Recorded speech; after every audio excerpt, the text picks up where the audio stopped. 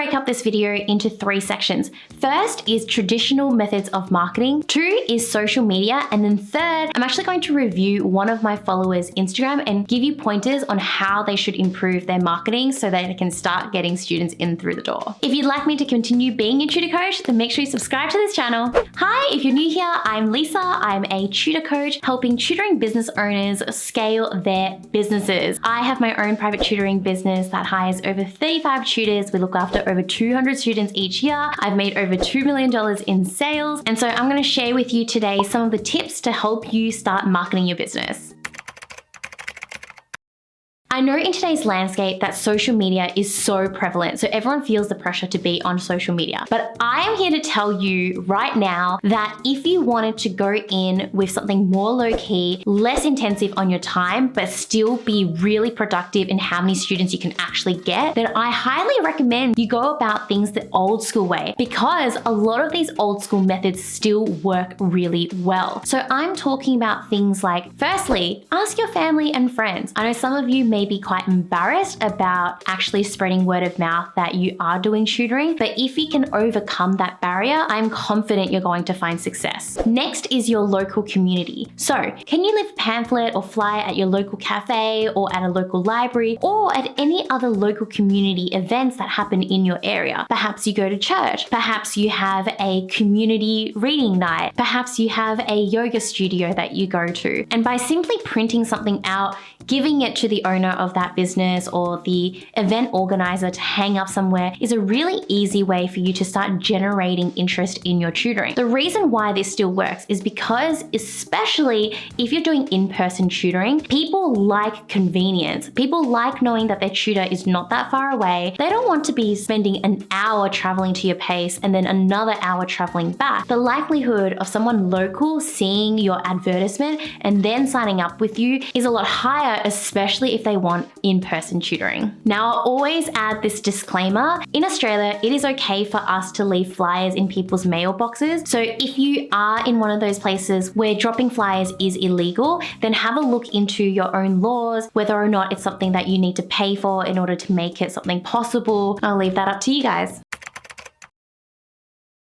All right, so let's talk about social media. Facebook is particularly a great place to attract parents. Students themselves are not really using Facebook these days. They're on other platforms like TikTok and Instagram, which we'll talk about in a second. But if you wanted to target parents, which makes sense for you to target parents because parents, majority of the time, are the people who are actually your real customers. You're providing a service to the student, but your customers are the paying ones, and that's the parents. Jump into some groups that you think would be relevant to what you are currently teaching, or perhaps maybe some parenting groups that are in your local community. Be creative about it. Be innovative about what particular groups you think you could jump into and create a post. Now, not all Facebook groups allow you to promote yourself, so just be aware of the different rules different groups will have. Otherwise, you may get kicked out of a particular group. So it's better to be respectful of a group rather than just trying to spam every single group that you possibly can. The other thing to keep in mind here is that if anybody ends up messaging you, their messages are highly likely going to end up in your message requests, which is just the folder that you want to access, just because those requests don't actually come up as instant notifications themselves. So a lot of the times people actually miss out on those message requests. The next one I'll talk about is Instagram. Instagram is a really great place for you to create posts that are going to be informational about your business. So the type of posts you can create are the ones that are, 1, informative. So what kind of services do you offer? Where do you actually offer your services? What are your price points? The second type of post you could do is more educational. So because we are teaching a particular subject or topic, you want to be able to showcase to potential customers out there what type of teachings you've got. So this is one of my clients' Instagram, and I love how he mixes up some of that educational advice with the more informative advice about his business. The third thing you can do is actually leave reviews. So if you have already had students in the past who have given you reviews, then Instagram is a really great place for you to actually publish some of those testimonials, so that way, if you've got any potential leads coming through, they can see how credible you are. They can see that you have experience, and they can see whether or not the experiences past students have had are similar to the experience that they would like to have. And if they are similar,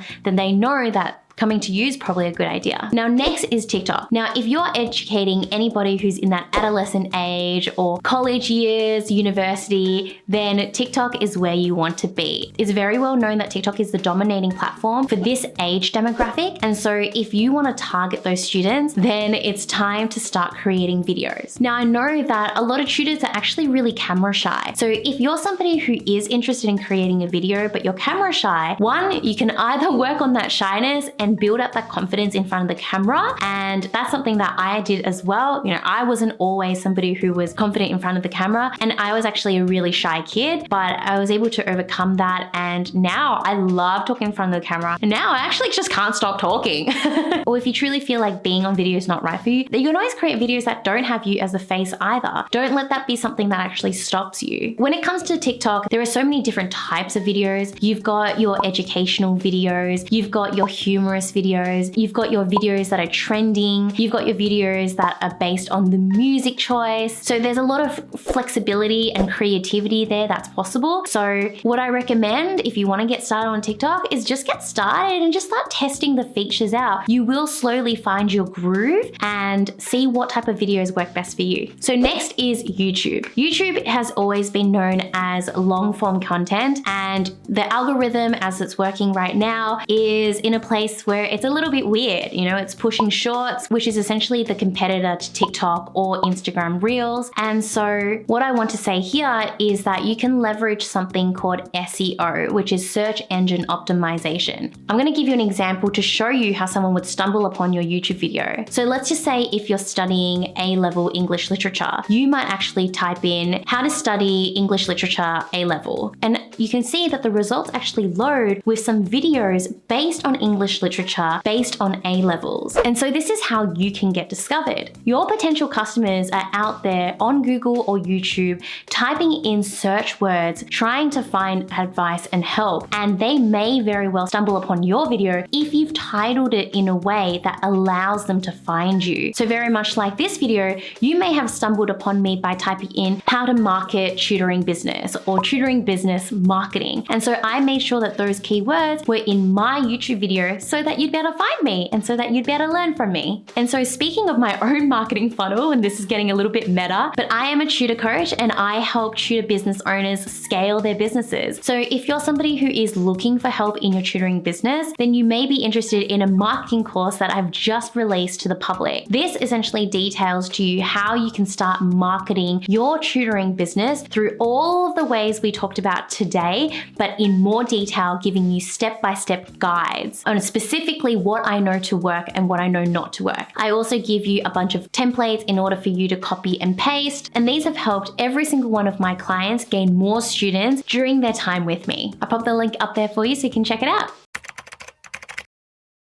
And so now I thought I would share with you some of my advice and comments based on one of my followers who messaged in and was wondering why their posts are not working. Now, I usually reserve this type of advice for my paying clients, but I thought this would be a really good opportunity for you to see what type of work I usually do with my clients, especially if you are interested in coaching with me. If I have a look at the SS tutoring, so I can see that this person has put in a little bit of effort, and that is great. And they've got a little bit of variation between reels themselves, but also a normal graphical post. But the thing is, nothing about this, and remember what we talked about before. We talked about how one, your post can either be informative or they can be educational or they can have reviews. I don't really see much of any of these three. I do see that there is need a tutor, here to help. That's great, but what do you tutor? I can see here that there's math and science, but what year levels do you teach? Why are you good at it? Why should I come to you? I don't know who you are. I just know that you're a female tutor, but nothing here right now suggests to me or gives me confidence in actually coming to you as a tutor. So even this one, I'm here to help with maths and science. That's great, but so are so many other tutors out there. So what actually makes you different? What I would recommend is for you to start providing some advice. One, what do you teach your students? What are you really good at?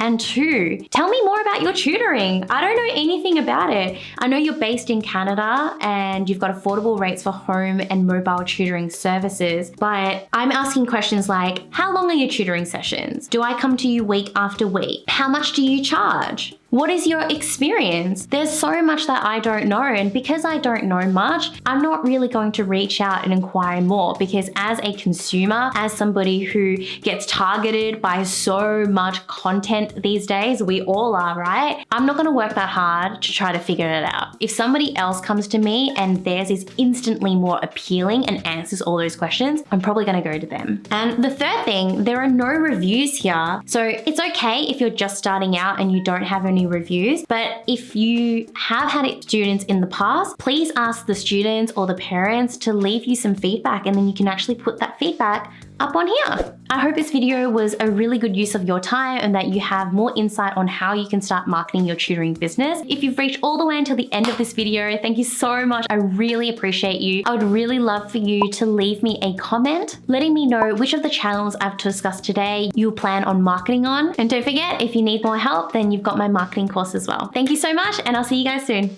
Bye.